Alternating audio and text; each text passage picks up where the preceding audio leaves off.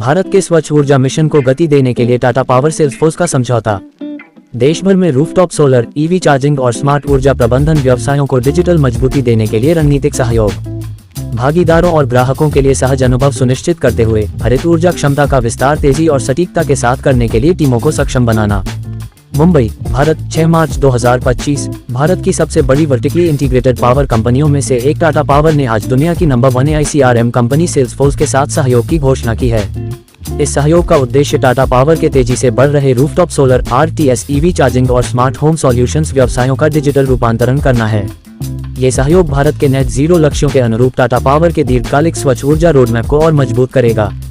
कृत्रिम बुद्धिमत्ता, AI, automation और डेटा आधारित इनसाइट्स की मदद से एक सुरक्षित, स्मार्ट और पूरी तरह एकीकृत स्वच्छ ऊर्जा इकोसिस्टम विकसित करने पर इसका विशेष जोर रहेगा। ये प्लेटफॉर्म नवीकरणीय ऊर्जा वैल्यू चेन में स्केलेबल ग्रोथ, भागीदारों और ग्राहकों के साथ गहरा जुड़ाव तथा संचालन में बेहतर दक्षता और उत्कृष्टता हासिल करने में मदद करेगा।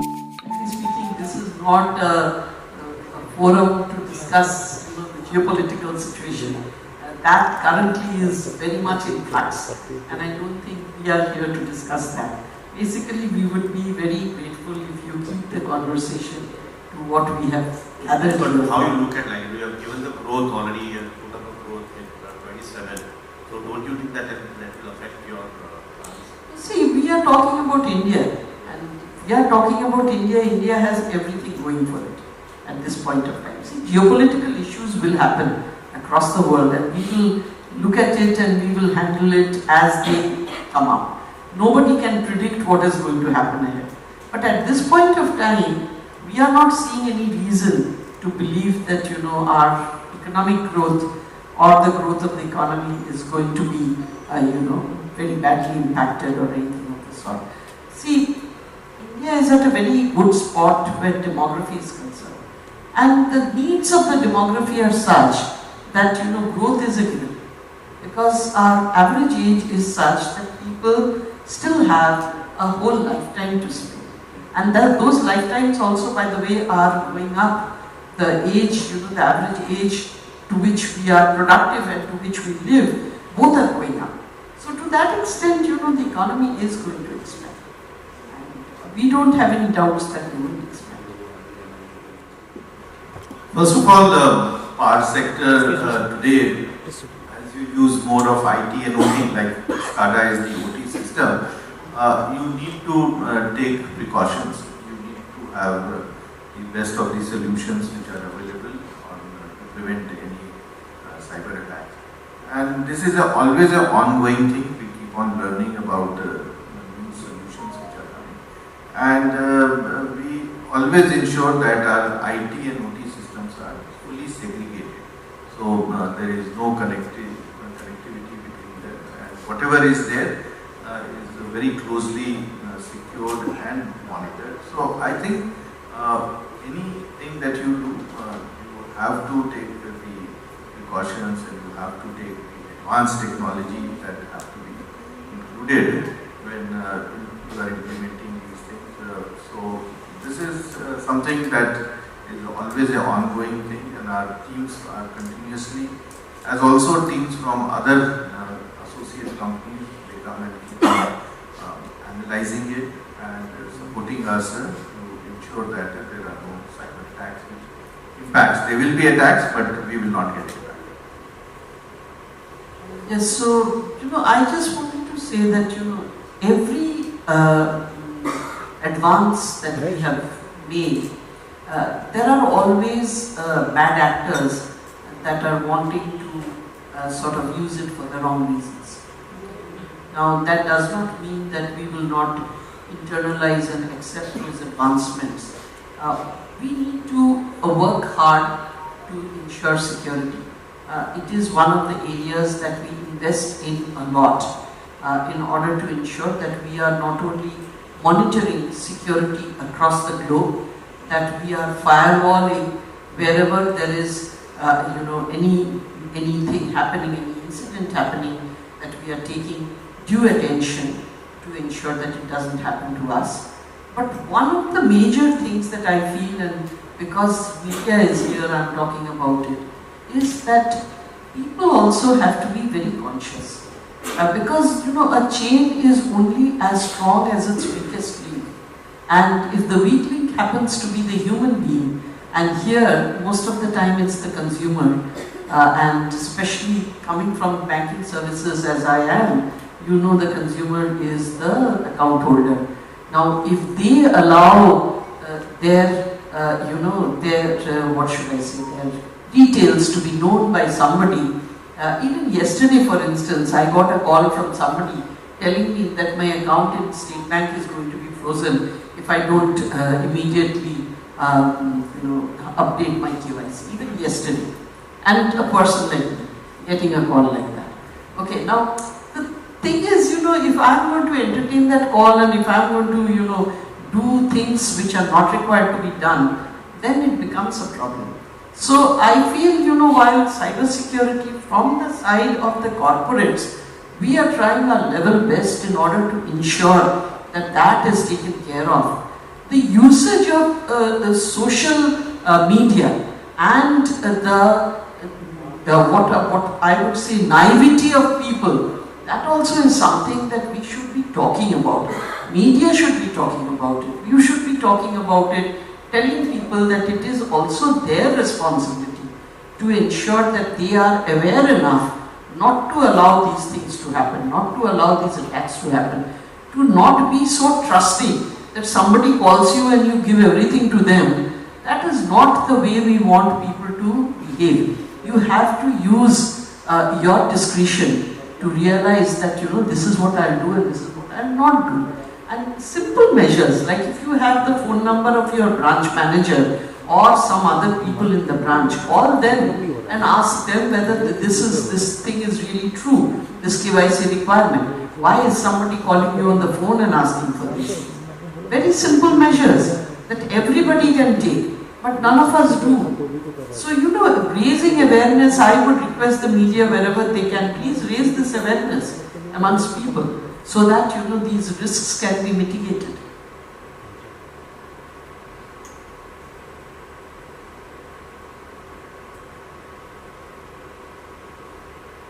Hello ma'am.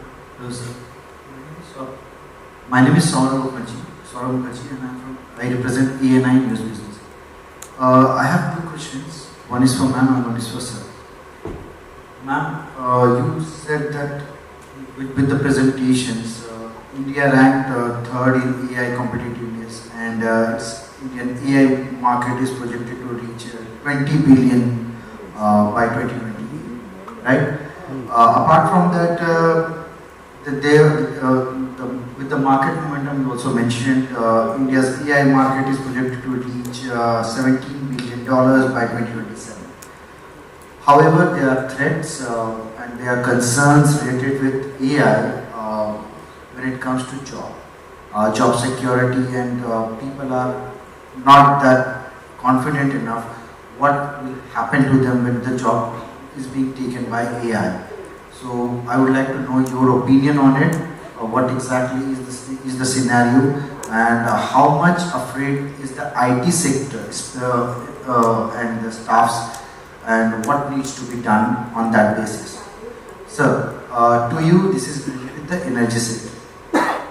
I'm not going to ask the question on the West Asia conflict and all, but somewhere it has an impact on the energy sector too, especially with the commodity, the crude oil, and many other things that we import from the West Asia. On the energy transition, most of the electricity that is generated still is dependent on the coal, and the coal, most of the coals through which the energy is generated is imported from foreign countries. It's like if I include the name from Australia, because the anthracite coal is the best coal that is used for the energy transmission.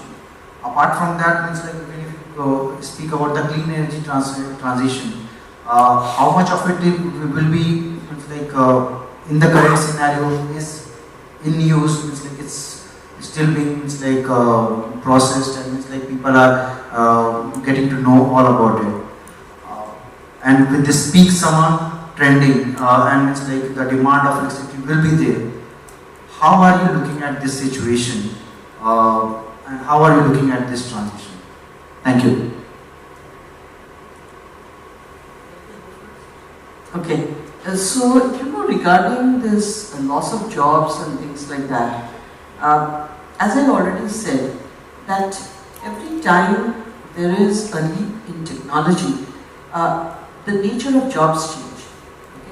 So when the motor car came about, there were a lot of questions what would happen to the stables and the grooms and the coachmen and stuff like that. Now the stables and the grooms and the coachmen have all disappeared, but you have garages and drivers. Okay. Now what happens when the drivers also disappear? Alright, what happens to them? Well, they will do jobs which definitely will be of a nature that is better than what they are doing today. Because if you look at even recent times, there was a time when I used to have a typist, alright, and I used to dictate to them, they used to take it down in shorthand and then type and give it to me and I would correct and give it back to them, and that's how it used to work. This is as recent as say in the mid-90s, I used to have a shorthand typist with me. Now today we don't have any shorthand typist. But the lady who assists me now does a lot more work, in the sense that she is not only putting together my schedule, she knows all the people that I work with, she is monitoring my daily, she monitors regularly as to how many customers are meeting, how much internal meetings am I doing, what is the amount of time that is available for me for my own things like trainings and internal issues. So she's monitoring things of a much higher quality. It's not that my assistant has disappeared, she's still there, okay? But she does work which is now of a quality which is much superior to what the shorthand typist was doing. Alright? Now this transition has meant that she has obviously upskilled herself. She now knows how to manage all of these systems that are there, and she gets the data out of all of that. So similarly, where AI is concerned, what it will do is, it will take the drudge job out of people's, having people to do it, okay.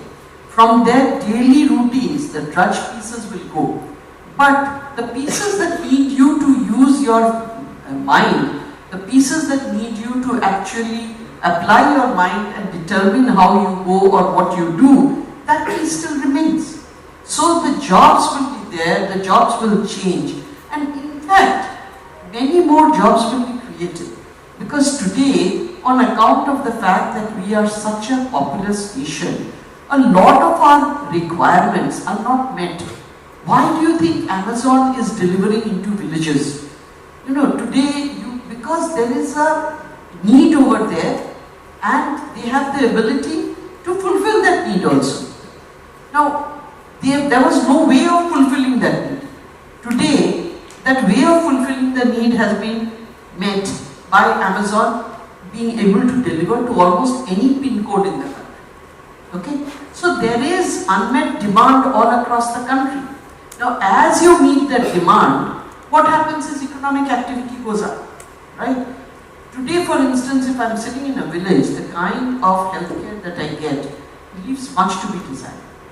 Now, if I'm able to deliver much better healthcare by using AI and using AI to send the data across in a digitized format to a place where experts are staying, surely if the quality of healthcare goes up, I will need more and more of it, I will use it in a preventive manner, thereby I will reduce the amount of sick days that I have, I will reduce my, the risks to my health, I will live longer and healthier, and I will be creating jobs in the process. So I think, this narrative of job losses is something that we should not be sort of, concentrating so much on. Rather, the narrative we should be concentrating on is, what do I do in order to ensure that I am using AI to the best of my ability? You need to lean in rather than, be scared and lean out. You need to see how it is empowering you. In your own area, how is it making you better? Is it helping you with research? Is it helping you in getting data? Is it helping you in doing something faster? But does that mean that you give everything away to it and you don't use your mind at all? No. Because your style is your style. And you want to ensure that you contribute to whatever you are doing in your own style. So I think we have to learn to work differently. The way we have learned to work till now is probably not the way in which we will work in a few years' time. So while we are doing that transition, it's not going to be painless, it's going to be a little painful, but it is something that we need to do in order to be able to be more productive and more efficient. And we can do that. You mentioned about energy, so let me first of all separate. Energy and power are two separate things. Now, in the power sector in India, most of the power that we produce in India is coal-based, nearly 70%. And the coal is primarily Indian coal, so it's not that we are getting imported. The imported coal is a very small quantity, not even 5% of the total requirement. So 95% is Indian coal. The second is there is a lot of clean energy solutions which are being implemented. Today we have out of 510 gigawatt, nearly 260 gigawatt is clean energy, which is solar, wind, hydro, nuclear, and that is already established, and that does not require any more supply chain. For the new plants that we are setting up for solar, the modules are all made in India. The cells, 50% is made in India, but rest of it comes from Southeast Asia. So it's not that we are going to be very badly impacted. So I think as a country we are all geared up. You have seen during COVID period also, whatever was the power requirement, the country met it. Similarly, after COVID and then the conflict was there between Russia and Ukraine, we have been able to manage. Many of the countries globally have suffered because of they were dependent on some other countries for gas and all. We did not have those issues. So I think as a country we are quite insulated from many of these things which are happening externally, and we will be able to meet our power requirement, whatever be the requirement this year, whether it is 270 or 280 or 290. And the Indian power system, the grid and the last mile connectivity is very well geared up to meet the summer requirement. I think actually India did better on the renewable energy than the goals set by the government. Is that right? Yeah, absolutely. We have achieved the target, the NEC goal that we had set up ourselves for 2030. We've already done it for 2025. Actually, the utility companies are doing hugely well. The generating companies also. On the renewable side, we have actually outdone whatever were the commitments that were made. We have gone far ahead of it.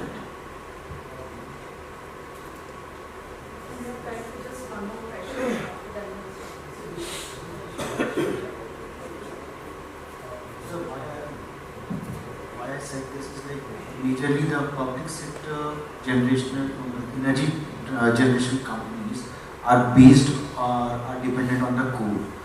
That is why I asked this question, and it's like and the generation of power is supplied to the states, especially in the summer. It's quite high.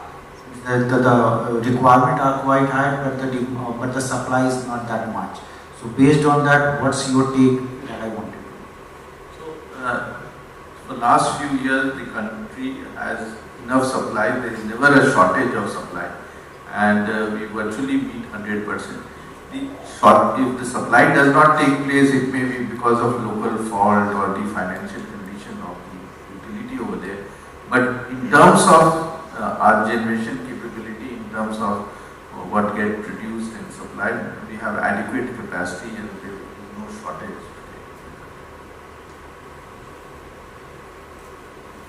Thank you so much. Thank you so much, Dr. Sinha, and thank you so much, ma'am. I think it was